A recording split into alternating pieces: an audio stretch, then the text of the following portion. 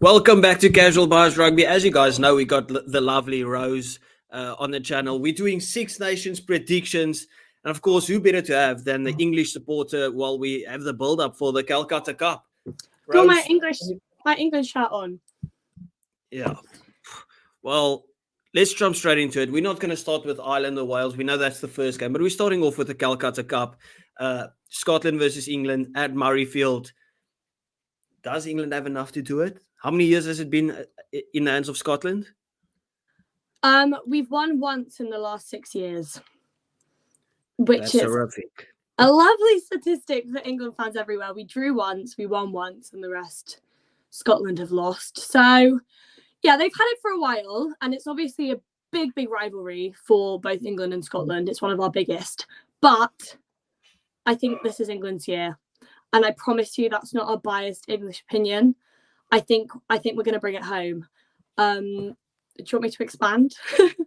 No, to be fair, I actually agree with you. I've said it a million times that if I had to pick a Six Nations team, I'm picking Scotland because we know the underdog story. Obviously, there's a couple of Saffas playing for Scotland, but I'm kind of the opinion that if Scotland wins, I think they run away with the victory, like about 15 to 20 points. But I'm backing England to get the victory on this occasion, and I think they'll get a close game. Because I'm not going to be hypocritical. If South Africa played the way that England played, I would say, listen, it's dog shit. But the good teams find a way to play shit and still win the game, and that's kind of what England's doing at the moment. I do think it's a massive loss without Alex Mitchell. We don't know the squad yet, people, because the squad hasn't been announced, but we know there's no Alex Mitchell. Do you think that has a big impact on the way that England approach this game and the way that they play?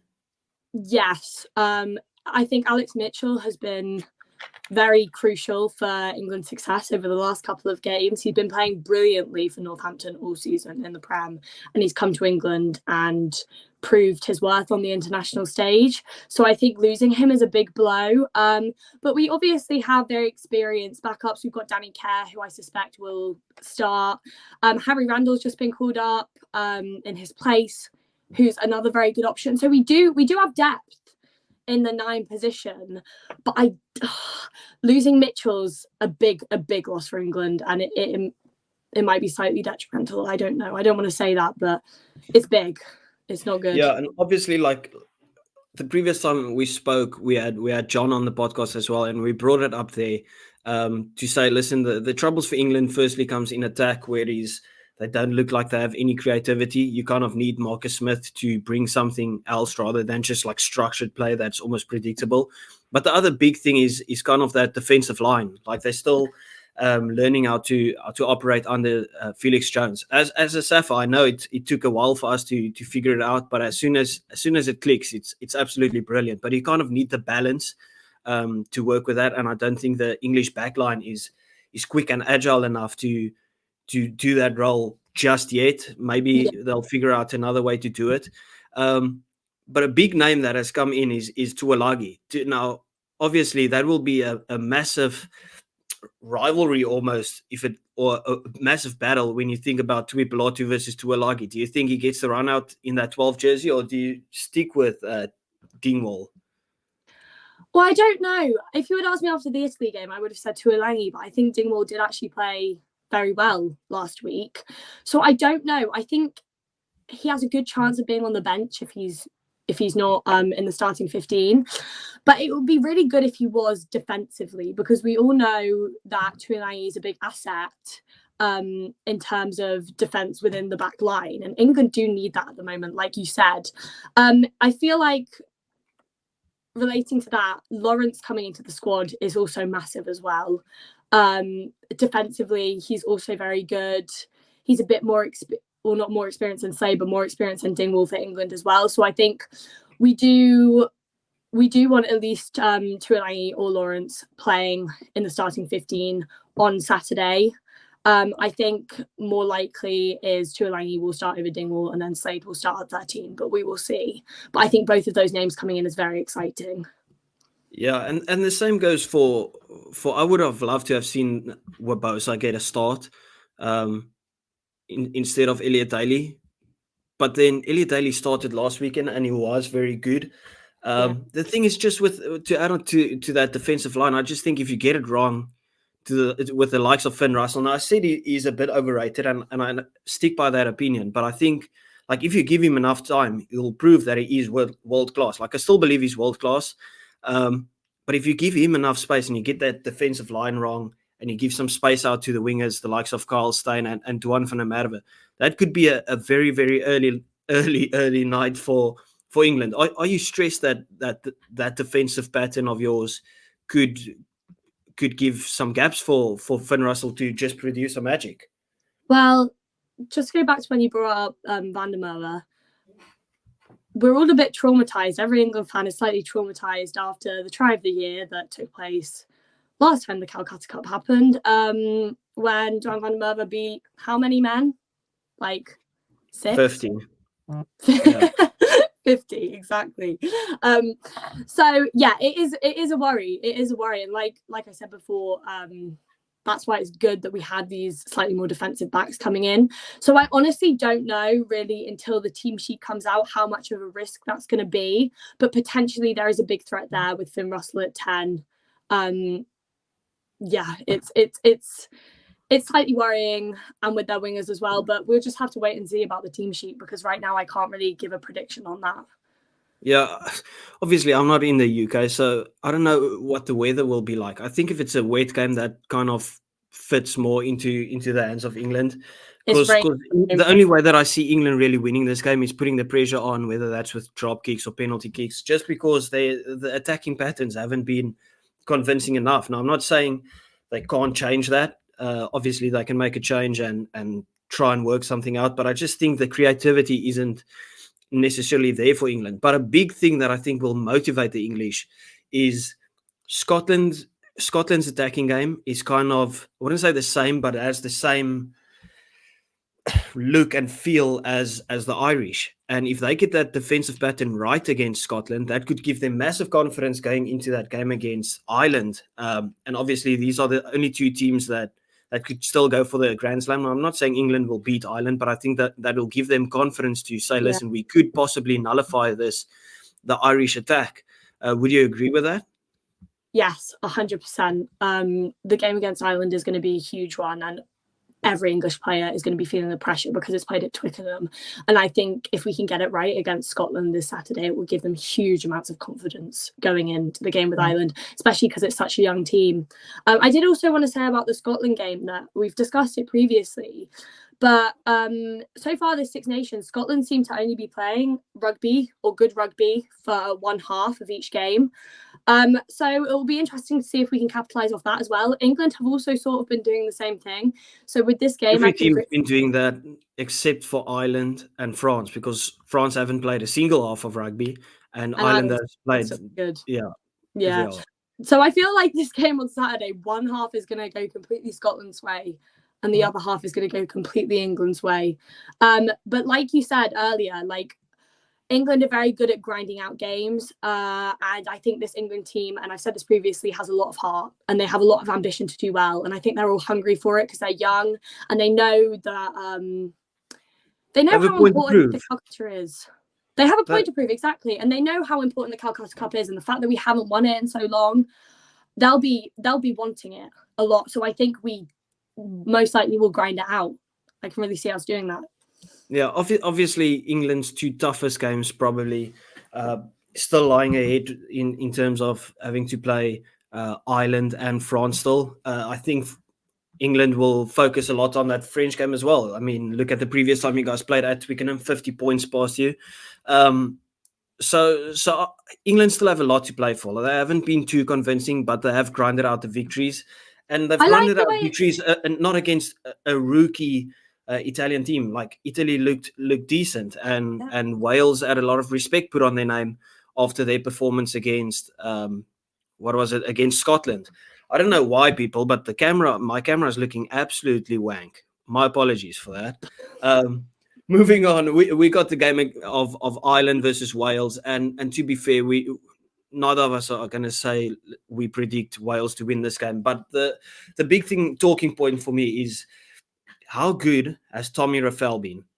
So good. So good. If you guys play fantasy, you all need to get him in your team. Will get you a lot of points. Yeah, I mean, we've spoke about this, but he's looking like contender for player of the tournament at the moment. He's been a standout player for that Welsh team. As well as a lot of the other Welsh players, though, even though they're not necessarily winning their games, you've got the likes of Rafael and you've got the likes of Wainwright as well, who's also been very good. So their back row is looking on fire at the moment. It's crazy. So Wales do have an advantage in that area. I still don't see them beating Ireland, of course, but they've got a lot of good, promising players, and I can see them developing well and being quite successful in the future under Gatland. Yeah, I mean, it's weird because I always say Warren Gatland brings out the best in these Welsh players, but Ireland have just looked unstoppable.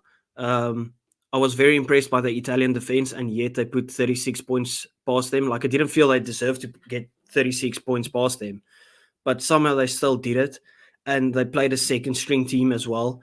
It's just like everything flows at the moment. It's such a beautiful system that Andy Farrell has built for them. There's not a lot of individual magic really on the field, but it's just a creative system that gets the best out of everyone. And you mentioned it before that Crowley just slots in perfectly into that 10 position. It's like they're not even missing Johnny Sexton. So what's your official prediction? Ireland by 20. Not horrific. I could agree with that. Quite decisive, yeah. The big thing is, like, you could probably put some more respect on Wales to get it closer if it was played at the Principality, but it's played at the Aviva as well. So it's like very difficult. I've got no backing at all in this game. So I'm also going Ireland by about 20. I'll just steal your one on it. By the way, I'm going England to beat Scotland by 6 points. England to beat Scotland by 2. You're going close again. Yeah, I think it's so close. We're moving on to the final game because this is an exciting one. Now, if you guys watch Sapphire's Unscripted, please like and subscribe to that channel. We appreciate all of you guys. But that's just Sapphire's talking Six Nations, so don't be on our case too much. But Brett Burns went out and said this is his game that he really wants to see. Like, he's looking forward to this game more than the English-Scotland game. And that's just because of the fact that the previous time Italy and France played, it was played in Marseille, and it was a very, very close game. And a lot of people actually had a lot of hope that Italy could pull off the upset victory. In the state that the France is in at the moment, could you see some magic happen, Rose? Yeah, I genuinely could. I think that Italian team are going to be looking for revenge. After how close they got last year, this is going to be, I think, the game that they're focusing on. They do have a bit to prove. Like, they were ahead last year. They definitely kind of could have won, and they will be wanting to do that again. And I think they could.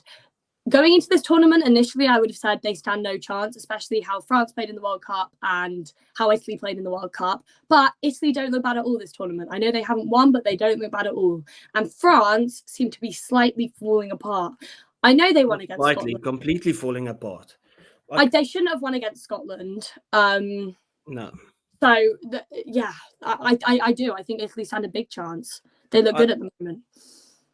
It feels like, not even feels like it. It's Ireland are playing like they have a point to prove after the World Cup, and they just said, listen, World Cup's done. We'll just smash everyone in the Six Nations and go up. While it feels like France are still like drinking from their wounds. And it's just you broke their hearts. You broke their hearts. I know. We broke your hearts as well, Rose. Don't forget that. Don't. We've broken a couple of times as well, and brings me joy every time I think about it. But anyway, we're not talking about South Africa out here. And it's kind of depressing to think about it, right? Because France, they've got so many good players, right? Like, you make a combined 15 of Ireland and France, and a lot of French players. It's a 50-50 split between the two countries, and they lose Antoine Dupont, right, and Enzo-Marc. But it's like they've lost everything else as well. Like, I know Dupont brings a lot to the table, but losing him doesn't mean you make simple handling errors. Lose all sense of creativity, start lacking in defense. Like, I've I know said he's this doing before. special stuff, but he doesn't make you a rookie player all of a sudden.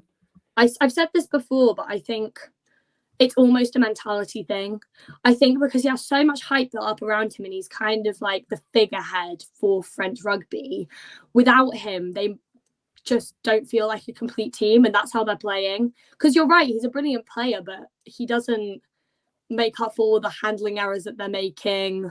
They just About lack 50 lineouts already lost. Yeah, Losing your own lineout that many times. That is shameful. I think So, Vince might be being England, are you as an England fan licking your lips to play France at the moment? I wouldn't say that. Considering what happened last year at Twickenham. But I think we have a chance. I'm much more worried about the Ireland game. Let me see who's playing.